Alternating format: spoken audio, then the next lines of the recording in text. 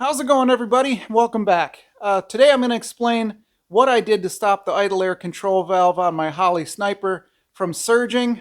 I was having a big problem with that originally when I put it on. There was a combination of a few different things that I tried, kind of shotgunning it all at once, but I will go over that all again right here in kind of a condensed video. I've been getting some questions like, hey, what's going on with that? How did you fix it? I'm having the same problem.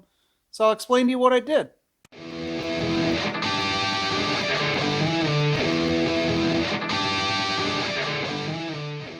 Since I had this problem and I solved it, I did explain what I did to kind of solve the problem in a video later on, but it was kind of buried in a video about something else, so not a lot of people saw it. So I'm just going to make this one again just about the idle air control valve. Well, if you're new to the channel, thanks for coming by to hang out. This is my 1984 Dodge D150 pickup. It's got a relatively mild 360 in it, making about 400 and so horsepower.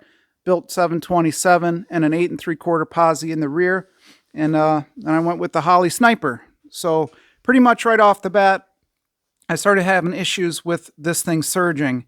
If you're experiencing the surging, you kind of know what I'm talking about. If not, you know, the idle air will just try to open and close, and it'll chuff. It'll make like a chuffing sound, and then it'll surge, especially when you're on the brake. If you're at a light, it'll just all of a sudden the RPMs will come up and it'll try to push through your brake. Now, I tried a bunch of different things to solve this, one of which was talking to Holley. So this video might kind of be a little bit all over the place, but it won't be that long. So one of the things that Holley will tell you right off the bat is that they probably have a stuck injector, and they say that that's a pretty common thing. Well, in order to check to see if you have a stuck injector, you just pop this off while the vehicle is running, and you'll see a thin layer of fuel across these blades, and it'll just be kind of shimmering and vibrating across the top. So if you can see fuel on all of these plates, you don't have a stuck injector. If you don't have a stuck injector, they're going to tell you to take this thing off and then send it to them. Well, if you've already got it on the vehicle, it's not just as simple as, like, you know, unbolting something and throwing it in a box and mailing it away. You have to disconnect the whole thing and whatnot. So it kind of sucks. Well, this is what I did. And I kind of shotgun approached it because, you know, I didn't really know what to do, and these were pretty easy. Ignore some of the mess under here.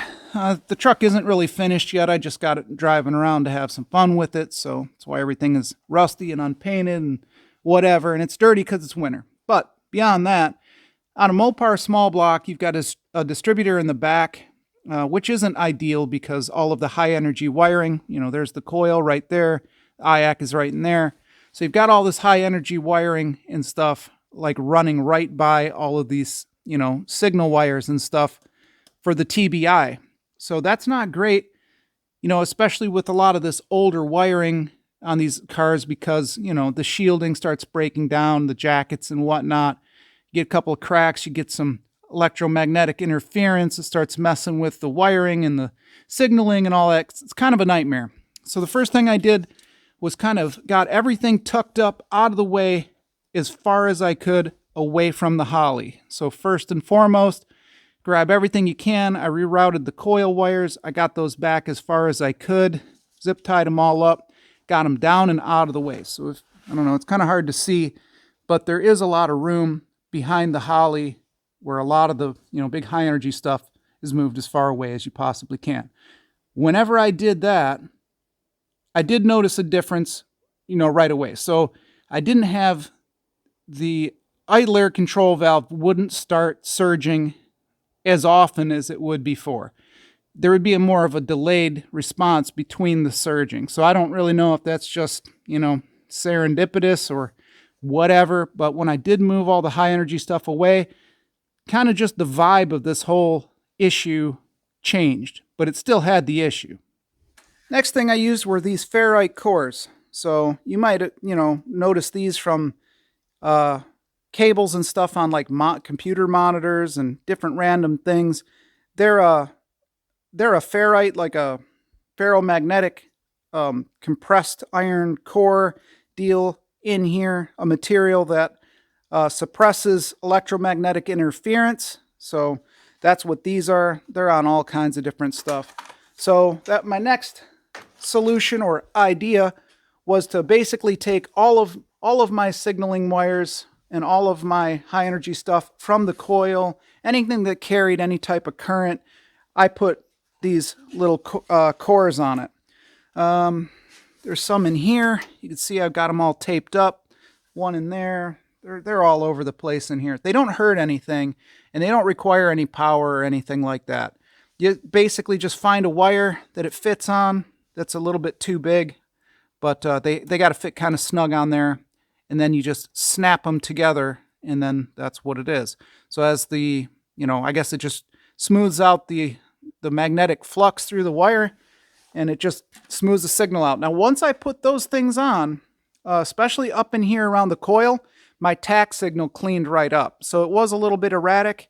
Once I put the ferrite cores on it, my tach signal just smoothed right out. So it did help something. I don't know exactly what. I'm not an electrical engineer or whatever, but putting the EMF suppressors on the wiring did smooth the tach signal out quite a bit.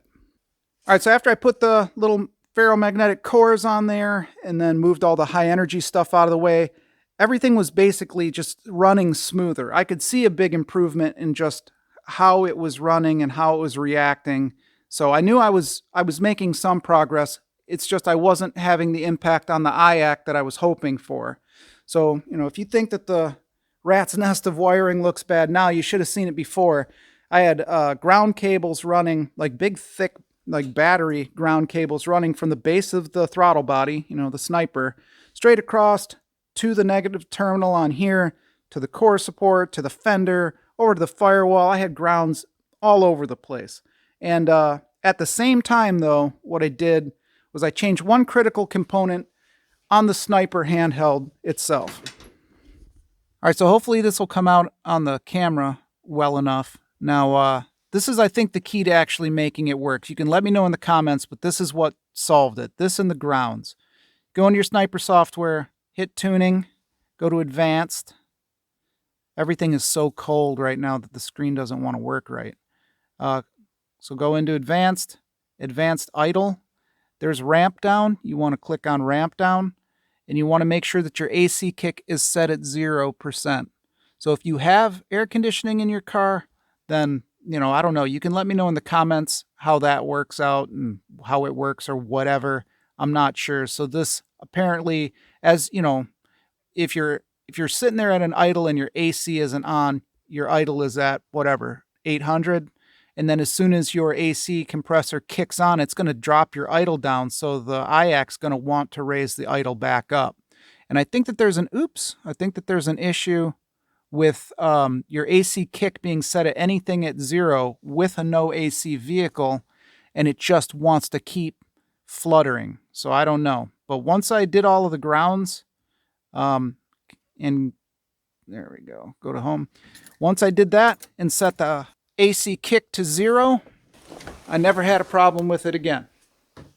So, smoking gun, I don't know. But I put 650 miles on it with no problems since I set the AC kick and I changed the grounds. I did remove most of the ground cables, but one that I did make special for the Holley is the rear bolt on this front side here on the back. You can't even see it. Is a direct ground basically right to the battery. So it comes off of there, loops under everything. This is it right here. And it goes to a known good solid ground right there on the firewall, and then loops back out and goes right to the negative. Now there are some other grounds that I kind of regrounded throughout the engine compartment and whatnot, but we've got a solid loop of grounds everywhere on this truck. So we'll go ahead and start it up.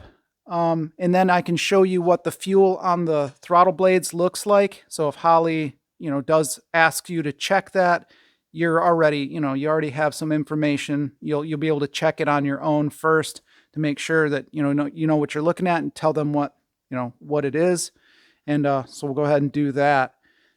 I've had the Holley sniper, I've kicked the key on and off a whole bunch of times. So, it's probably flooded. We'll see.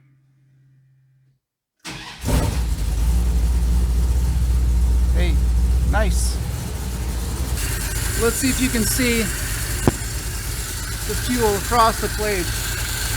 Yeah, that's how it should look. All 4 of them Little shimmering coat of gas on it. So if you have any of those holes in there that are dry, you might have a issue with having a clogged injector. Otherwise, it should look like that, and then you'd be good to go. And that's how I solved my IAC problem on this 360 with this sniper on it. Now, was it the AC kick? Probably. That's probably like what the main thing was, but since I did the grounds at the same time, couldn't really tell, which one was what it was. But changing all the wiring away, moving away from all the high energy stuff, putting those ferrite cores on it, they actually made a bigger difference than even what I would have thought. My tack signal smoothed right out. Yeah, and then I just did the grounds and the AC kick at the same time. Now, I guess if I really wanted to narrow it down, I could, take the grounds off and run it, see if it comes back, put them back on, remove the AC kick, do all of that and just troubleshoot it down to whatever I could find. But it was already so deep into the summer, I just wanted to enjoy the truck. So once I got it working, it doesn't hurt anything to leave the grounds on there. It can only do beneficial things by correctly grounding out all of your stuff. So I'm not too worried about it. So you guys can play around with it and let me know what you guys find. So hopefully, if you've got an IAC surging issue, maybe this will work out for you. Maybe yours is just grounds. That could have been all it is. You know how these Dodges are. They're not known for having awesome grounds in their vehicles. But yeah, essentially that's it. So hopefully this helps somebody out in solving their problems. I know how frustrating it can be. Drove me crazy. But anyway, that's it. So I appreciate you watching. Don't forget to like, comment, and subscribe. Thanks for hanging out. I'll catch you on the next one.